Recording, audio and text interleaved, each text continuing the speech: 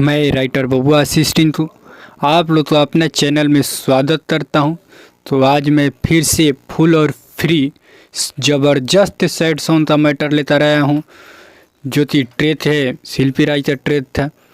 चित्त बदली थी आते मजा मरल से रे बंदली निया, त चित्त बदली थी आते मजा मरल से रे बंदली निया। तो इसी ट्रेथ ऊपर है बहुत ही ज़बरदस्त सैड सॉन्ग, जो कि मेरे प्यारे भाई आदेश सिंह साहिल जी ने लिखा है। तो उसको अच्छा लगे तो लाइक कमेंट और शेयर करना बिल्कुल ना भूले, और मेरे चैनल को सब्सक्राइब कर दें ताकि मैं कोई सा भी वीडियो अपलोड करूं तो आप लोग तो सबसे पहले पहुंच सके। तो देर न करते हुए चलते हैं मैटर की तरफ। देखिए मैटर क्या है। माना कईनी की साथवा न छोड़ी हाय रानी, जाके दूसरा से रिश्ता न जोड़ी हाय रानी। माना कईनी की साथवा न छोड़ी हाय रानी, जाके दूसरा से रिश्ता न जोड़ी हाय रानी। उ तो वापस कैलस दिहल हमर बलिया रे हमर बलिया, आ दिल तोड़ी के भातार संगे गैली रे हमर मालिया, आ दिल तोड़ी के भातार संगे गैली रे हमर मालिया।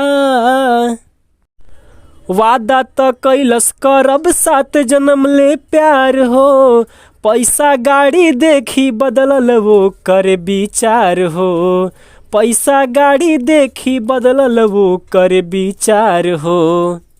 कबो न दिहल भुलाई हो भैया, जखमिया वो कर जखमिया।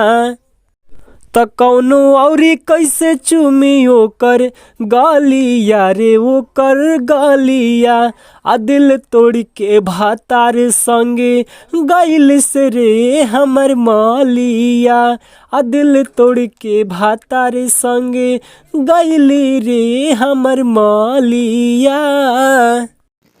लास्ट अंतरा में जहाँ सिंगर लिखा हुआ है वहाँ जाने वाले व्यक्ति अपना नाम जोड़ सकते हैं, बाकी नाम सब वैसे ही रहने दें। काल्हे ले तो रहल खाली हमरे पजरावा, पियवा घरे महकिया बाबू करे गजरावा, पियवा घरे महकिया बाबू करे गजरावा। ना जाने कैसे आदेश के देखाई सूरतिया ऊ हो सूरतिया, तो झूठे आशीष पे फेंकलस ऊ हो जलिया रे ऊ हो जलिया। तकाने खजूरी के खाके विदा भइल हो सिंगर मालिया, तकाने खजूरी के खाके विदा भइल हो सिंगर मालिया, आ दिल तोड़ी के भातार संगे गइली रे हमर मालिया।